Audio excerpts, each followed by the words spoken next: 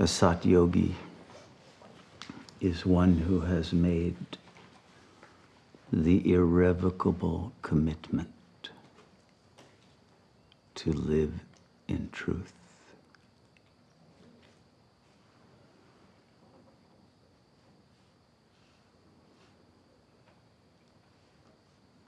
Have you made that commitment?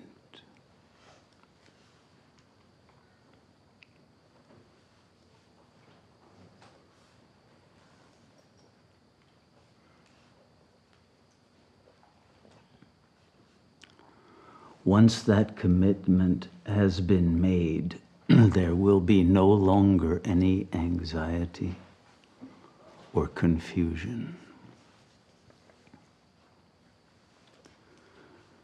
There will be no question whether life is about financial success or becoming a rock star or a beauty queen or a worldly philosopher or any other egoic manifestation.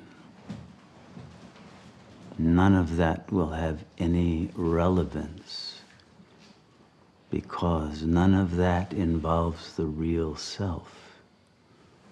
All of that is Maya, false. And the irrevocable commitment to live in truth will mean that life is about liberation, God realization. Not success, but the real. And true greatness can only come from what is real.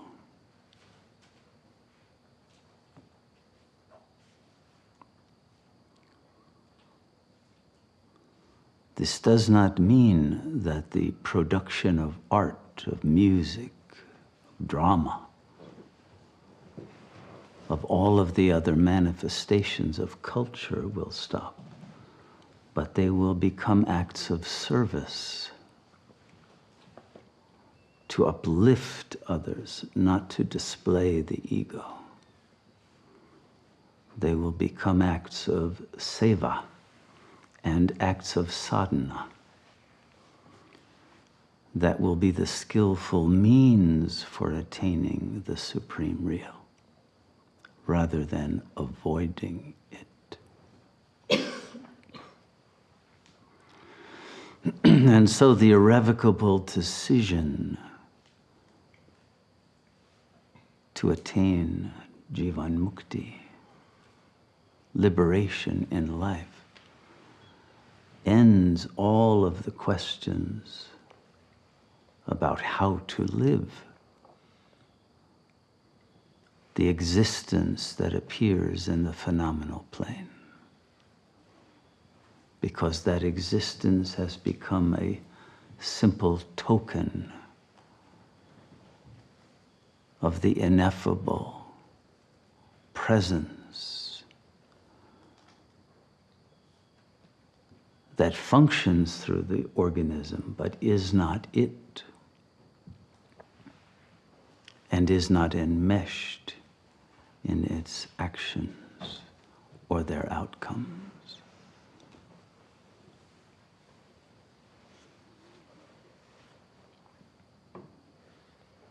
And so the question for a sat yogi or a proto-sat yogi is, are you now living in time or in eternity? This is a choice of one's perception. Are you eternal presence, or are you a creature scampering through a phenomenal plane in fear and desire and lack, fleeing from your own dread of your false nature, fleeing futilely from the fear of death, and recognizing the meaninglessness of such an animal existence.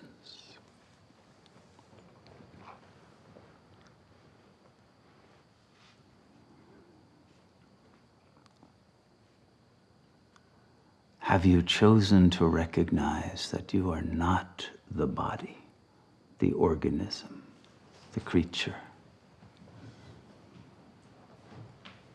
but the co-creative consciousness that functions through this vehicle?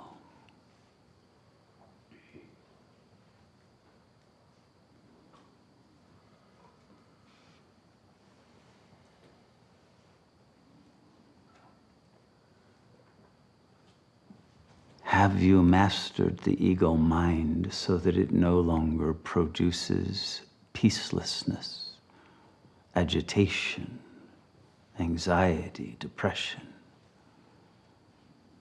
That it no longer interferes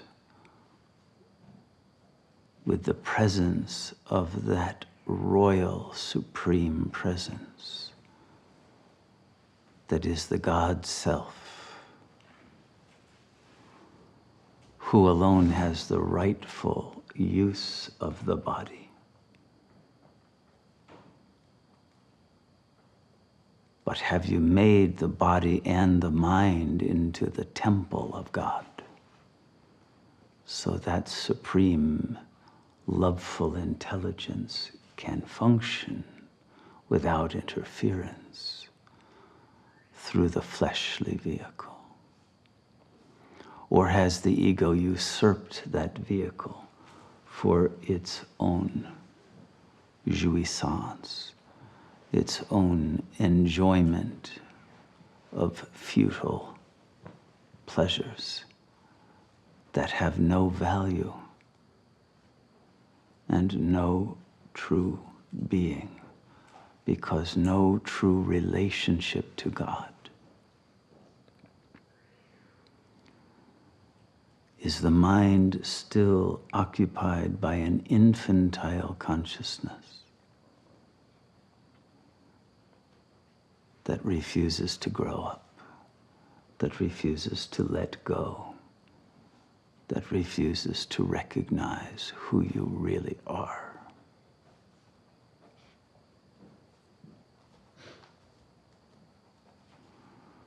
A Satyogi has made the irrevocable commitment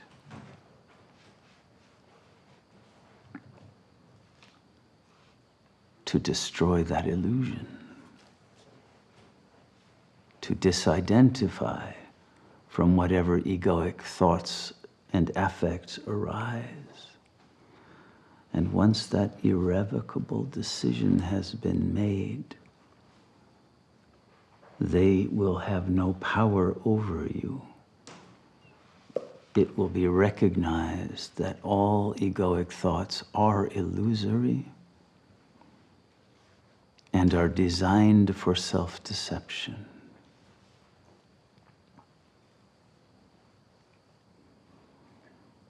The struggle within the soul at the threshold of a spiritual life is whether to choose the will to truth or the will to ignorance.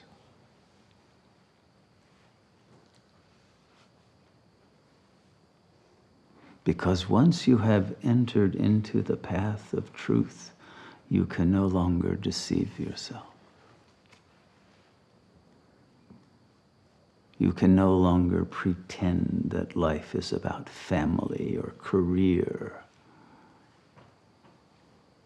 or making money or looking good or having some fame, fortune, or financial security or any of the other goals that recruit the ego to serve the system.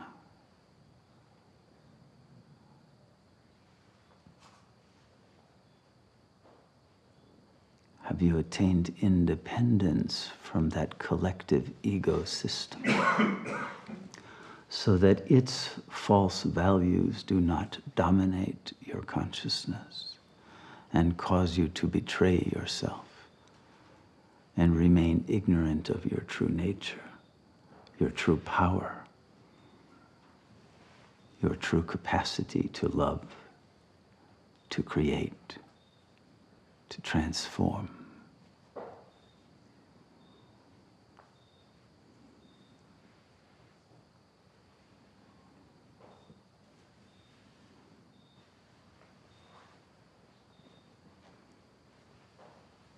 Has consciousness made the choice that alone gives you the key to power over the egoic mind's determination to hold you back from liberation? Have you overcome the impulse to secrete ego thoughts so that you can meditate in silence and stillness and thus reach union with God?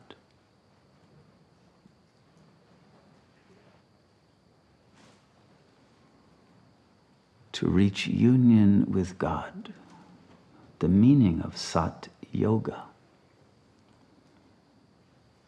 there must be a complete disidentification from body, from ego, from any sort of self-image or self-concept, or from the dependence upon language in order to know. To know one's being requires transcendence of thought.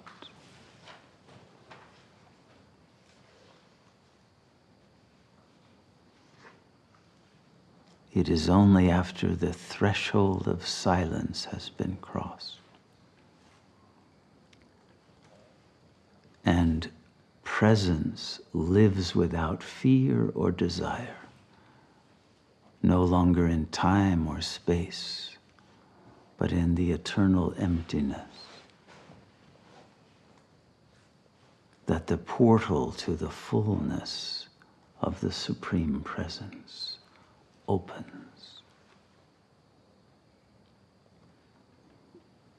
And consciousness is liberated forever from its delusional identity as a creature having gone through space and time and been defiled and traumatized and tricked and treated in varieties of ways that have left scars and glitches and rips in the soul. But in that realization of the emptiness,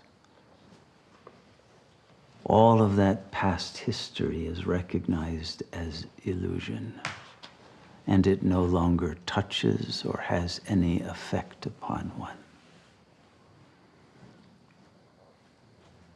For the eternal presence is never modified by time, never changed, never degraded, never subject to inertia, never subject to entropy.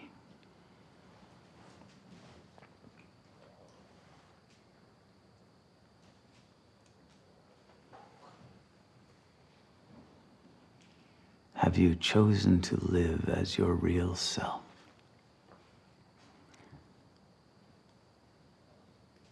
And to let go of the illusion of being a human person?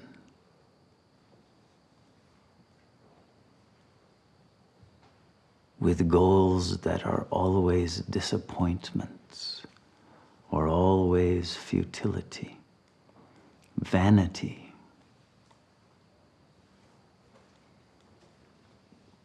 and ultimately meaningless manifestations of narcissism.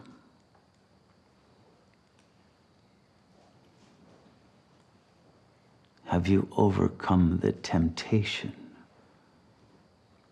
to that life of meaninglessness?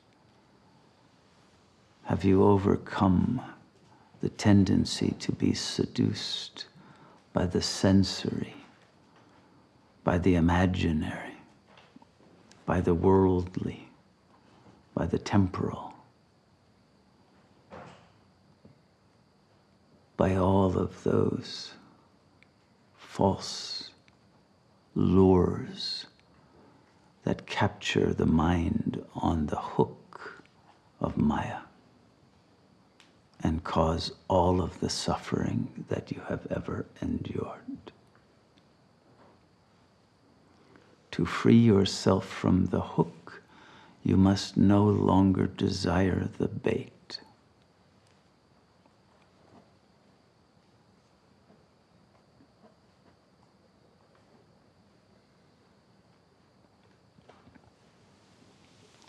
And when you have freed yourself from any attachment, from any greed, from any arrogance and hubris of the ego, to be somebody,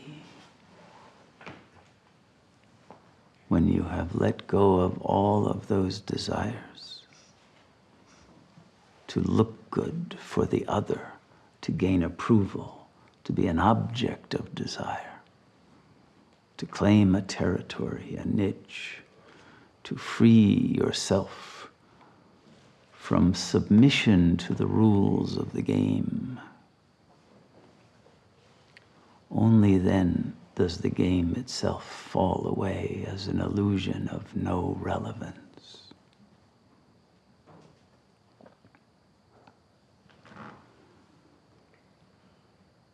The only judgment that should matter to you is the final judgment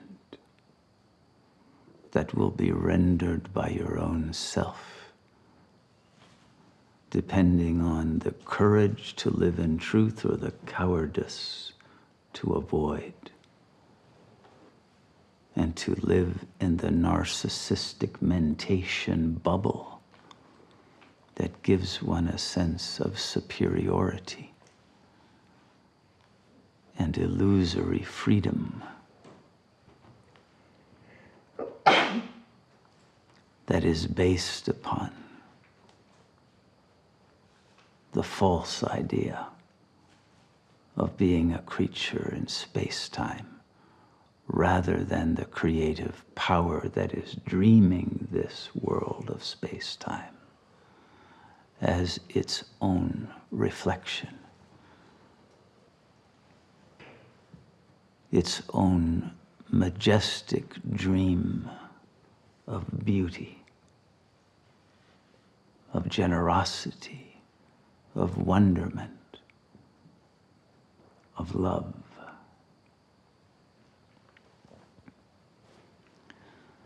The great gift that is offered in exchange for your liberation from the ego and its suffering is the blissful realization that you are beyond all of that and have the power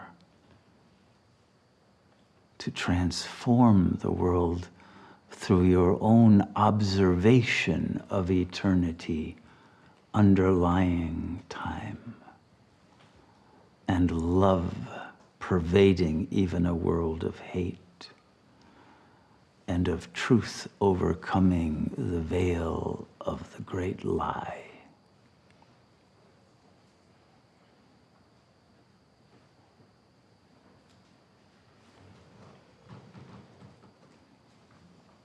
Have you gained the power of truth,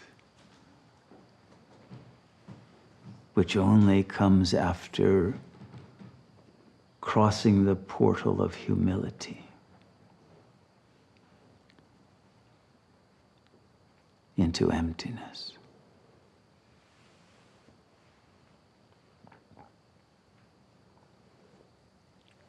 Have you let go of all of the sanskaras of the ego, its tendencies to betray itself, to misuse the body as some instrument of enjoyment as a safety valve.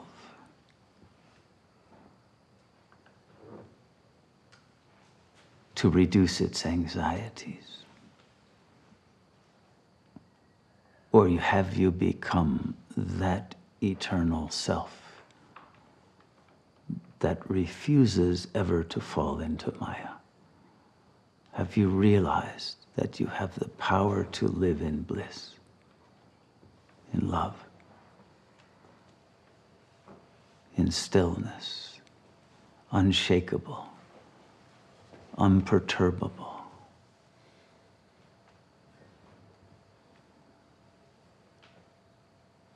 And to bring peace into this peaceless world, and love into this world of conflict and hatred, and truth into this realm of ignorance, and to graduate from the need to reincarnate into such a world.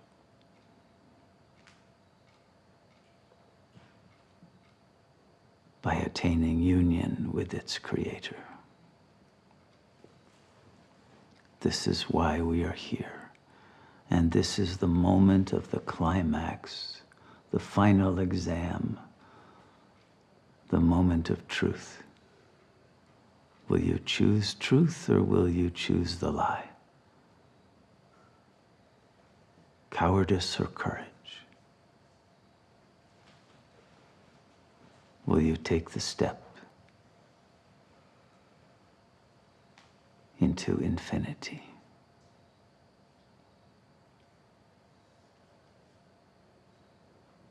And leave behind all the petty thoughts of the ego mind and receive the grace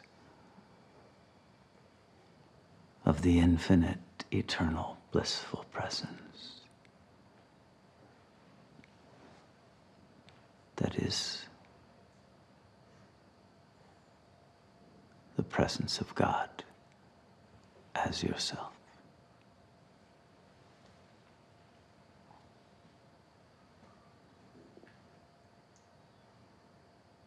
You have the right to claim this destiny. Will you claim your birthright? It cannot be claimed in the future, only in the now. And the sanskara to wait creates a perpetual waiting, a perpetual self-rejection.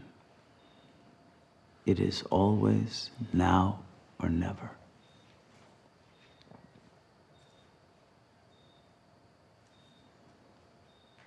May you take this counsel very seriously.